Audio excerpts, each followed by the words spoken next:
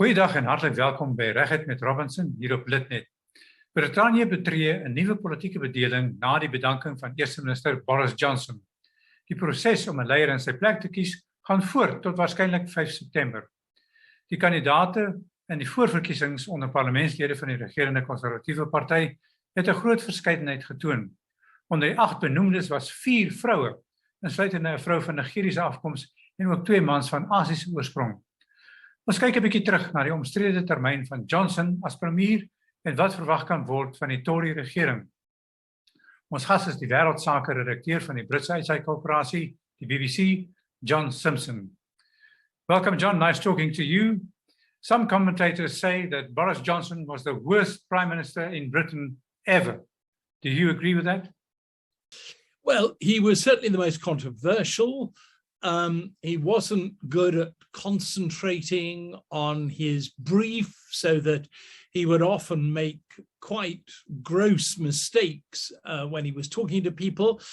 But he did have something which most political leaders don't have. I don't know what you could call it, sort of oomph. You couldn't take it from him. Chutzpah, yeah, but it's something even more than that. I mean, he was full of ideas and always coming with most extraordinary, sometimes pretty crazy ideas, sometimes really sensible. He did a lot of bad things, but he got the country through its COVID episode very well, helped by those scientists in Oxford who produced the necessary vaccines and so forth. And he was pretty good in dealing with the Russian invasion of Ukraine. So it's the Ukrainians were absolutely downcast when he went. The Russians were delighted. And both of those you could see as a kind of praise of him. But history won't be kind to Boris Johnson, if only because somebody else will be writing it. He served his turn as far as the right wing of the Conservative Party was concerned. He got Brexit through. But as I say, I don't think he's going to be much praised in future. What worries you personally about his legacy? Well, actually, do you know, I think it's a one-off. I think now he's gone, we're going to find that his real legacy is that no future prime minister will do the same kind of things that he did. They'll all be absolutely determined to stick to the rules because they've seen what happens if you don't. You get slung out on your ear. They'll be absolutely determined to support Ukraine because they dare not slip below the level that Boris Johnson set. So I think actually his legacy, such as it is, will be better than the fact of his just simply being prime minister. The one unfortunate thing, you're talking about rules, the unfortunate thing is the scandals that surrounded him and other people with him. For instance, there was Chris Pitcher, who was made the deputy chief whip, and he did that while he knew that Pitcher was a bit of a strange character. Yeah, absolutely. I mean, that's one of the reasons, that's the sort of final reason why the rest of his party threw him out. I've known Boris Johnson for a very long time, since the end of the 1980s. And truthfulness and facts were never things that he particularly adhered to, but he was very loyal to those people who were loyal to him. So this Chris Pitchin was one of his most loyal followers, and he supported him. It was the wrong thing to do, and he lost his job over it. but it didn't come from an evil or a wicked principle. He did it because he was trying to back up his friend. And then there was a problem of parties at number 10. Yes, I mean, that enraged large numbers of people. It really, I think, ensured his downfall, to have parties and they were often just, I think, social occasions, not work occasions. And to do that while everybody else is forced to stay indoors, stay at home, can't visit their relatives and so on. I mean, the newspapers were full of stories of people who had to allow their parents to die without going to see them, that kind of thing. And of course, you know how the Brits are, and they're quite sticklers for rules. And so if they've got a political leadership which is ignoring the rules, that does absolutely enrage them. You've referred to Brexit, but that was probably one of his greatest policy kind of initiatives. And he won, got the public behind him. But what do you think is the sentiment today about Brexit? Well, all the opinion polls show that people have turned against it. They're not enthusiastic. Actually, interestingly, if you ask people, did you make a mistake in voting for Brexit, they'll usually say no. So on that sort of issue, the questions in the opinion polls are still very close to each other. I mean, maybe 5% down on what they were. So maybe there's 45% of people saying they think they made a mistake, and 55% of people saying that it was wrong. But in terms of, is Brexit providing what Boris Johnson, apart from anybody else, promised that it would, there's quite a lot of anger about that too. Do you think the character that he is, with oomph, as you say, that he will just disappear into oblivion in the darkness and we'll never hear or see him again? No, I'm sure we'll see and hear a lot of him. He'll be writing memoirs. He'll be on the lecture circuit right around the world, earning huge amounts of money. So we won't be able to forget him. But I think in terms of politics, I would say he's absolutely finished. The Conservative Party will never come back and take him up again. I'm sure the public would like to see a very strong leader at number 10. Do any of those candidates who wanted to follow up and become the Prime Minister, do any of them, in your mind, have it what it takes? Yeah, I wouldn't agree that people want a strong leader necessarily. They want a competent leader, and they want somebody who will tell them the truth and will get the country through the problems that lie ahead, the big economic problems. Rishi Sunak is the front runner, and he's an extremely able and intelligent man, and he understands economics. Not all of the other candidates seem to have a very clear idea of what happens if you, for instance, cut taxes at a time of economic stringency. But I think, I suspect that for the next 2 years, I assume it's going to be Rishi Sunak, and I think he'll probably do quite a reasonable job. He's a highly intelligent man. Whether he's got the character for it, we're going to have to wait and see. And then what will it take to restore that confidence and respect of the people, of the next person coming into the post as Prime Minister? I think an absolute end, an immediate end to all the scandals and the sleaze that we've seen. And I think we can be sure that whoever is the leader and becomes Prime Minister, they will do their utmost to ensure that that doesn't happen again. And the Conservative Party as a whole knows now what the consequences of that kind of thing are. And so my guess is that there'll be greater discipline, greater self-discipline in the party as a result of all this. One of the, I think, most interesting things that the debates about the leadership, Conservative Party leadership, have shown is the extraordinary ethnic range of the candidates.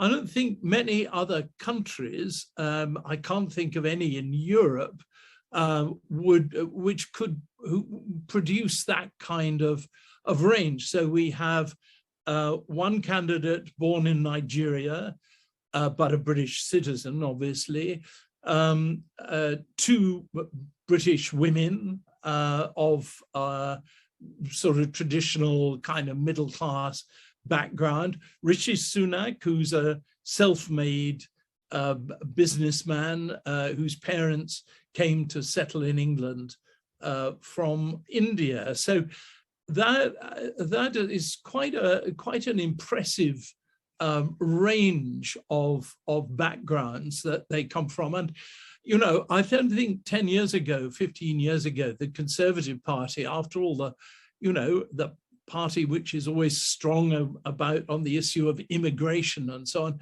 I don't think they would have been able to have fielded a range of candidates like that, and they've all got there through their own abilities. It isn't just you know, but it's not one of those sort of box ticking exercises. Far from it. And that widening of the scope is quite interesting, as you say yourself, because there's probably nobody else doing that in Europe as a whole. So is there a sense specifically in the Conservative Party to say, let us broaden our scope and let's try to bring in more people from other races, from other areas of the old empire and so? Well, I mean, I think they're seeing how accepted it is. So accepted in this country, I think quite interestingly that scarcely anybody's commented on it, that you've got one black woman, one Asian man, and two white women. That's a rarity, but it's nevertheless, it's something that people have scarcely noticed, because nowadays in this country, we take that kind of thing absolutely for granted. While we're talking about the candidates, just quickly tell us your view about Penny Mordaunt. I don't know whether I pronounce it correctly, but anyway, your views about her. Yes, Penny Mordaunt, she was effective as a junior defense minister. And that's been really, I think, her strength. People feel that she's been got a strong background, a clear background, a very traditionally conservative background. In fact, she was in the Royal Naval Reserve, and she's quite stands for a number of policies in the sort of middle of the party. The fact is, though, that she hasn't done very well in these debates. And although she was right up at the top in terms of the opinion polls when she started, she's not in a stronger position now. Well, you've mentioned Sunak and the fact that he's a very intelligent man and he was the Chancellor of the Exchequer. But another contender is Liz Truss, Foreign Secretary. What do you view? What are your views about her? Well, she's had a very mixed background. She was a Liberal Democrat, and particularly the right-wing newspapers can't help mentioning that she made a fiery speech at one of the Liberal Democrat conventions in favor of abolishing the monarchy. Then she did the big switch, and she went from sort of centre-left to right, and she's now quite an effective and bustling foreign secretary, turning up everywhere and talking to foreign governments and so forth.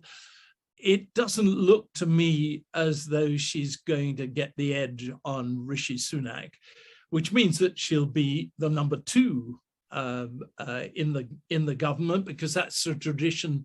The winner takes on the second runner, and we'll see what happens, what job she gets. She may well stay on as Foreign Secretary, or she may become Chancellor of the Exchequer herself. The last TV debate was basically cancelled because she and Sunak decided that they didn't want to participate in any kind of TV show where the disunity in the party is there open for everybody to see. So is there real differences within the party that the new leader will have to deal with soon? Well, it's what always happens in politics, really. If you're Rishi Sunak, you kind of float above the surface, and you smile at everyone and you shake their hands, but you've got people around you who are desperate for you to be Prime Minister. And that's true of all the different candidates. They've all got these advisors and supporters and helpers whose future actually depends on the person at the top getting a big job. And so therefore, it's really hard for those kind of people to play an entirely clean game. So all the stuff about, you know, that Rishi Sunak's people have said about Liz Truss, that Liz Truss's people have said about Penny Mordaunt, all of that comes from just about 2 levels below the top figure. I don't think it represents a kind of deep, violent split in the party, the kind of split that brought about the end of Boris Johnson as Prime Minister. I think what it does is to show the kind of nastiness of people who want office, want relatively junior office. And I think both Sunak and Truss realized that it was just going to get nastier and nastier if they carried on. We've had 2 rounds of it. To be absolutely frank, nobody was saying anything terribly interesting or terribly different. And I think they felt, let's pull the plug on this and let's just move on to the actual vote. So what is the process going to be from now onwards? Well, when it's down to 2 members, finally the party membership will get to vote on the 2. We assume that'll be Rishi Sunak, probably Liz Truss, and the party will then select out of those, between those 2, and we'll get a new Prime Minister on the 5th of September, which will be quite a relief to the system, because Boris Johnson isn't doing a particularly active job of being interim Prime Minister, and the system is kind of more or less on autopilot at the moment. So let's talk about the future. What would you consider the most important kind of deed that the new Prime Minister will have to do, the action, the policies that he will have to follow to unify the party and to move forward? Well, I think in Britain, as well as in most of the highly developed countries, the next 2 years are going to be pretty horrendous. Inflation is going to go up and up. There are going to be all sorts of other problems with keeping the economy kind of organized. The British trade unions are pushing very hard at the moment. We've had already 1 train strike, and it looks as though there'll be plenty more strikes. It'll be really hard to satisfy people's demands without paying them more. And if you pay them more, you push up inflation even more. So I think a lot of people at a lot of levels in British society are going to be suffering over the next couple of years. I talk about the next couple of years because that's the period until the next election. And so whoever wins the Conservative prime ministership is going to have to cope with that. And it's not going to be very easy.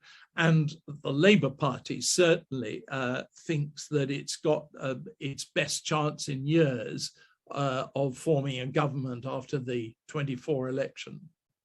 Having been the Chancellor of the Exchequer, Sunak is probably in the best position to deal with those issues, specifically economic policy and the problems with that in the Treasury. Yeah, I mean, he's a very able figure, and he's been quite impressive during these debates, for instance, as he is in the House of Commons when he speaks. He's very calm, collected, highly intelligent, understands the way that an economy works. But, you know, we had all sorts of very able people in Western Europe and in the United States in 1929 and 1930. And just because they understand what's going on, just because they know what really needs to be done, doesn't mean to say that they can stop an economic catastrophe if it comes their way. They can't be certain that we're heading that way, but the chances are pretty strong, I'm afraid. You said one of the first things will have to be to get rid of the scandals and so on. And in that regard, Sunak is probably fairly clean, or are there some rumors about his past? Well, no, he's pretty clean. I mean, one of the things about having a rich man as your leader is that he tends not to be on the take. It tends not to be looking for bribes or any kind of financial help. And there's never been any question of that about Rishi Sunak. But his wife is, I think, pretty much of a billionaire in pound terms in her own right. And it's turned out that, you know, she's not domiciled for tax purposes in Britain. There are all sorts of difficulties about having great wealth, and the way, you know, there's always your accountants always have ways of making sure you pay less tax, and some of them are slightly dodgier than others.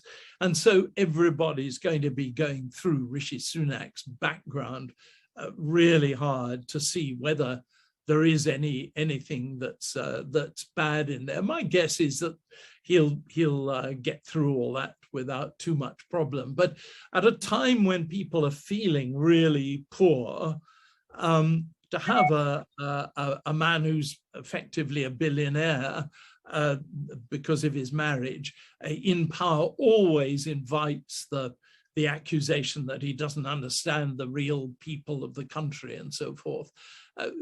That's one of the problems that he's going to face, I think. But the better he's able to deal with the economy, then the less that will have an effect.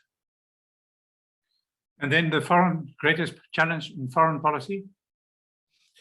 Well, at the moment, it's the Russian invasion of Ukraine, obviously. Yes.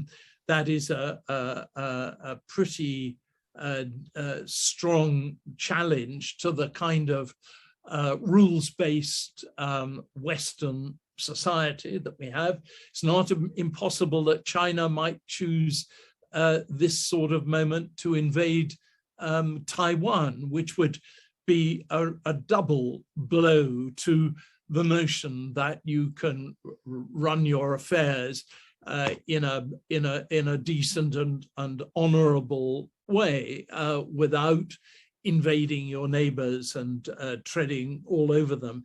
So that will be Rishi Sunak's kind of parallel main problem to the economy. And of course, there's the whole future of Brexit. Sunak himself seemed to have swung round to the Brexit side in 2016 when we had the referendum. He doesn't seem to me to be a particularly kind of Brexit-oriented figure. And I suspect that as the next 2 years go past, he'll want a better relationship with the European Union, because the relationship under Boris Johnson was, of course, a really bad one. I'm sure he'll want to improve that relationship. And do you think things on a practical level for the ordinary citizen in Britain will change for the better, especially since the Brexit thing seems to be less emotional now because Boris Johnson is not there? Yes, I think you're absolutely right. I think the kind of nastiness which came into British politics after 2016, I think that's already starting to fade. And you know, Boris Johnson was the man of 2016, of the referendum. With him out of the way, people won't kind of, I think, feel the need to raise the subject all the time as they have been, and therefore the plan will have to be worked out for everybody about where we go from now, rather than where we should have gone back in 2016. So I think Rishi Sunak's he's kind of quite an emollient kind of figure. He's quite calm. He doesn't get excited. He's not nasty. I think he'll be quite well placed to get the country into a slightly more harmonious view of where it's come from and where it's going. On television, I saw pictures of our president sitting next to Boris Johnson at the G7 summit.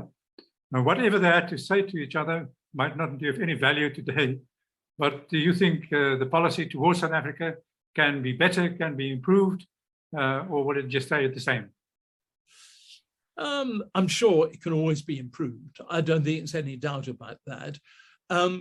You know, the British have a real sense of attachment to South Africa. I mean, I think there's a feeling, no doubt wrongly, that Britain played quite an important part in ensuring that the transition from apartheid was peaceful and active, and the whole kind of attention that Britain paid was on persuading politicians who might need to be persuaded that their future lay in an inclusive South Africa. And I think that was really, that may not have been terribly obvious in South Africa itself, but it has been very obvious here.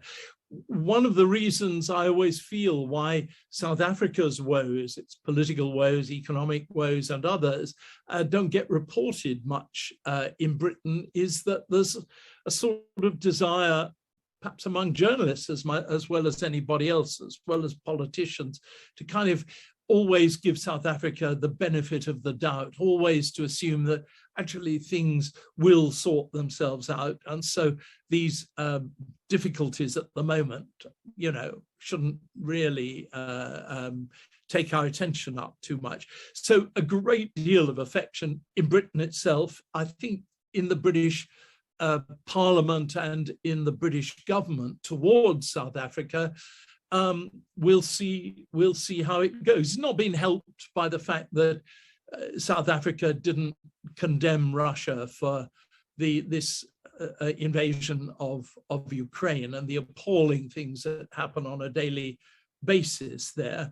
But you know, that's politics for you. And you know, I don't think the British are going to hold it against South Africa, but it would help, of course, if the South Africans were slightly less inclined to support the Russian and Chinese side in all this. And then lastly, what is the sense that you get of the mood of Britain? Is it more positive now? No, I can't say I think it is more positive.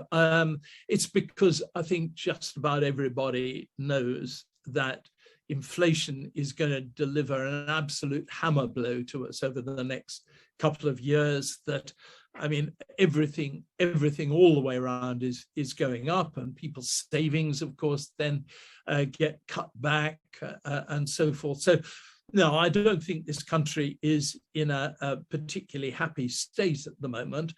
And then you remember, you know, what happened, for instance, the Queen's Platinum Jubilee, when everybody came out and was riotously happy. I mean, I went to a street party in Oxford, where I live, which seemed mostly composed of Republicans, and they were all having a whale of a time. And you know, I think that was something which kept us together and made us happy. But that was June. This is July, and we're looking forward to a rather difficult time. John, thank you very much. Great pleasure talking to you again. Good luck. Thank you.